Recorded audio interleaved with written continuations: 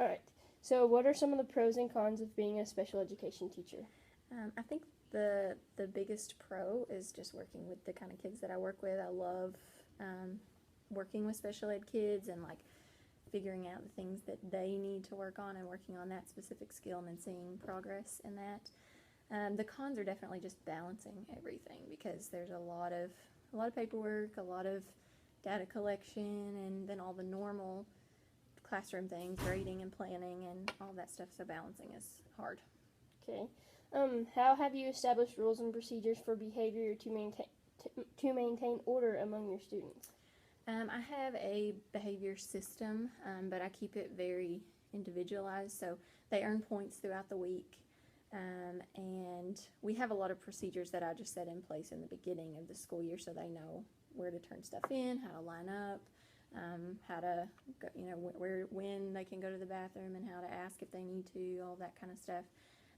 But then we have the extra support of they earn points and they can, on Fridays, they can use those points to get things that they want or earn some different reinforcers. I have some students that I have to do more each day to make sure that they are successful behaviorally. So it just depends. Like I've had one student that I had to have breaks built in, rewards built in throughout the day. He works for 30 minutes and he gets a few minutes on some kind of thing that he likes, positive reinforcer, and then we build that in throughout the day. But most of my students are good with the point system. They earn points. They can lose points if they're not doing what they're supposed to be doing, but it's mostly positive. And then they know that they're earning that throughout the week. All right. How have you managed to keep up with the paperwork required of a special education teacher? It's hard. I know I'm a self-contained teacher now, so I have a lot smaller caseload, and it's a whole lot easier. Or it's easier in this setting than I was in resource before, and that was very hard. I had 7 classes a day that I had to plan, and then I had 20 something files, and each IEP has at least 20 pages or so plus other conferences, and so that was very hard to try to manage. And now it's a little bit easier because I have less kids, and we have a designee here at the school that helps with some of the paperwork. But it's really hard, and I know that the state is reducing the paperwork this year, so I'm hopeful. We haven't been trained on that yet, but I'm hopeful that will make it easier. Teachers, we need students' last name that begins with R to go to the large group meeting room at this time. Thank you. But I think that, I have to stay after school. I have to work during my prep. I've tried to set up our classroom schedule to have as little planning as possible. I try to plan out a whole unit at a time and have it ready, and that way, I'm doing that large chunk of planning all at once, and then we work our way through that, and then so that during my prep, throughout that unit, I'm working on paperwork when I need to. Okay. And how do you communicate with your parents? We have communication binders that the kids take home every day. It's got paper for notes if they want to. I send it in the pocket. I send any classroom notes or school notes, or if something happened that day, then I'll write a note. I also email with a lot of my parents, and I'll call them if I need to, but most of the time we use the binder and email to communicate. What are some of the disabilities you face in your classroom this school year? Let's see, I have some autism. I have a lot with other health impairment, which it can be a lot of different things, but I've got some with ADHD and seizure disorders, and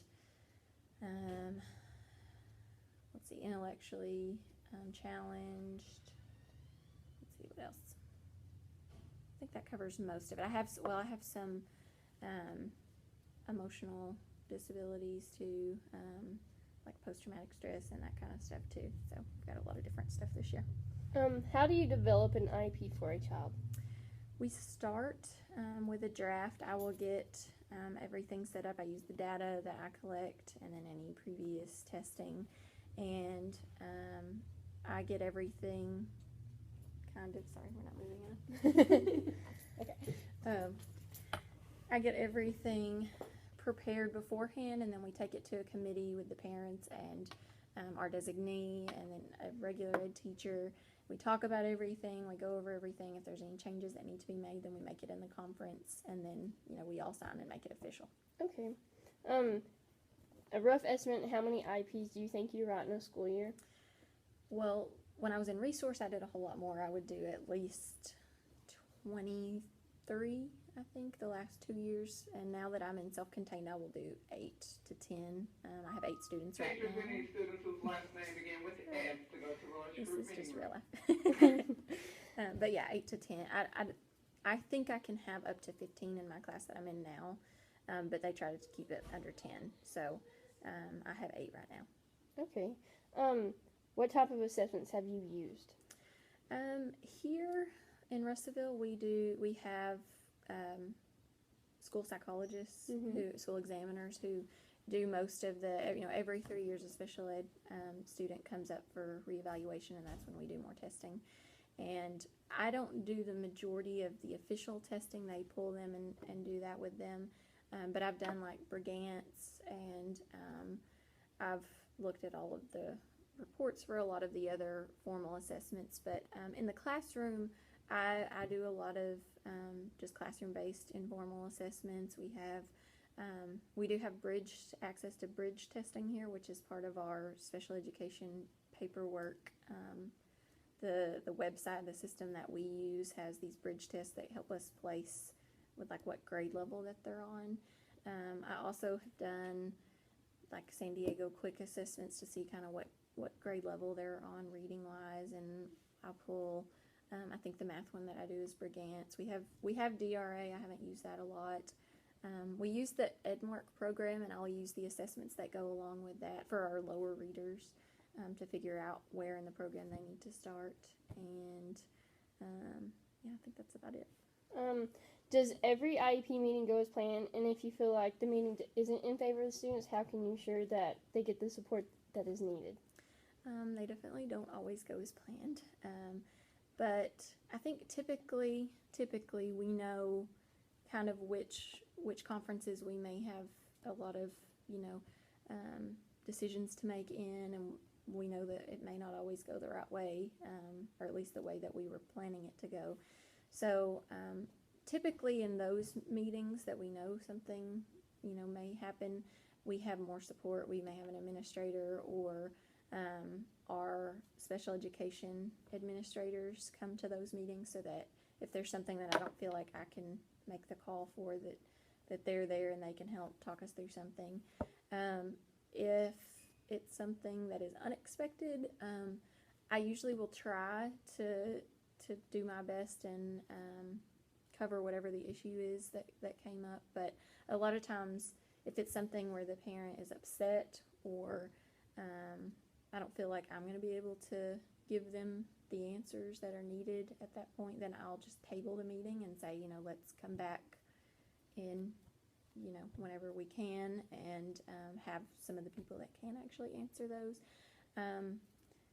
Most of the time, a parent wants what's best for their kid, just like we do, and, it's just showing the data. If we're saying that they need this service or this support, and the parent doesn't believe that they do, a lot of times it's just making sure that you have the data to show, like if the parent thinks that their child is reading on grade level, and then you have data to show that they're several grade levels below, then a lot of times they will, in that kind of conference, if they're not wanting services, then they can see that and they can make the choice that's best for them. All right, and last question. How have you collaborated with general education teachers to benefit your students?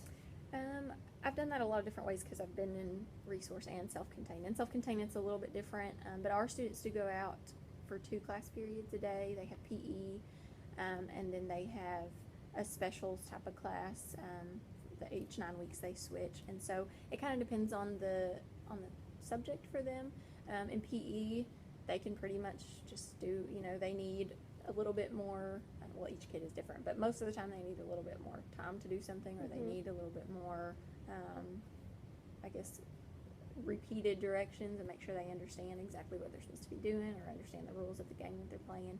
I do have some students that have to wear like a helmet or something in PE, and so we just make sure that the general ed teacher is aware of that. My aides will go with my self-contained kids, so they are with them all day, and they know, you know, if there's something off or something going on, then they're there to kind of help the general ed teacher with that. But I make sure the general ed teacher is on the same page, has the modifications, knows exactly what should or shouldn't be done, you know, with a specific kid. In resource, it's a little bit harder, I think, because they have so many, you know, resource kids typically have a lot more general ed classes than a self-contained kid. So, and even like my indirect kids who have. Teachers, we need students' last name T through Z to go to the large group meeting room at this time. T through Z. Sorry, it's flu shot day. But it's a lot harder. When I was doing resource, I had some kids on my caseload who I never saw because they were indirect. So that means they have an IEP, but they don't have special ed services. They just have like a check-in type of thing. And that's a lot harder because you have, you know, 7 or 8 teachers to communicate with and make sure that they're all doing what they're supposed to be doing. And there are some teachers that have, you know, different feelings about kids getting modifications and that kind of stuff. And so sometimes it's hard. But I just make sure that I have a lot of communication with them. In that setting, when I was there, I would email them at least once a week, or if I saw them in the hall, I would say, hey, how's this kid doing? And and I tried to make sure that they realized that they could ask me questions, or, you know, if they were having trouble, if they didn't know what to do with a certain behavior or a certain struggle that kid was having, that I could try to help them figure it out. But it's easier, I think, in self-contained to try to do that, because you only have, you know, a handful of teachers instead of several that you're working with, so you get to know them better than just you know, having students that see all of the teachers all the time. So it's definitely different, but I don't know, I've liked being in both resource and self-contained to see the differences, but I think I prefer self-contained. All right. Thank you so much for taking time out of your prep. And it is camo day, so. And we have real life interruptions Yeah. with flu shots, but thank you for working them out with me. You're welcome.